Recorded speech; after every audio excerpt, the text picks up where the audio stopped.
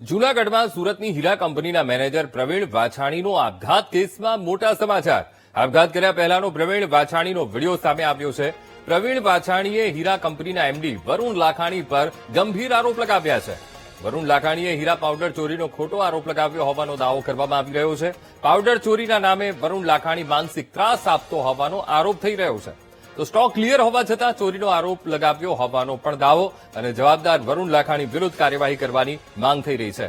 પ્રવીણ વાછાણીના દીકરાએ વરુણ લાખાણી વિરુદ્ધ ફરિયાદ નોંધાવી અને કેશોદ પોલીસે ફરિયાદના આધારે તપાસ શરૂ કરી છે. 21 જૂને પ્રવીણ વાછાણીએ ઝેરી દવા ગટગટાવી હતી. સારવાર દરમિયાન પ્રવીણ વાછાણીનું મોત પણ થયું. વરુણભાઈ લાખાણી અમારી ભાગ કર્યો કે ભાઈ તમે કે આમાં જે ડાયમંડ પાવડર છે એ લઈ ગયેલા, જે તે ટાઈમે સ્ટોક મેળવવામાં આવ્યો ત્યારે ક્લિયર થઈ ગયો, એટલે મને ઓછો લાગ્યો, એટલે હું આ ડ્રગ પી ગયો છું.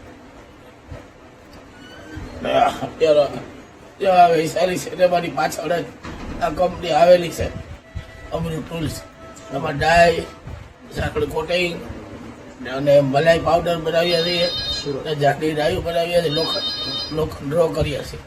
એ મારા તમામ વેપારીઓને સુરતના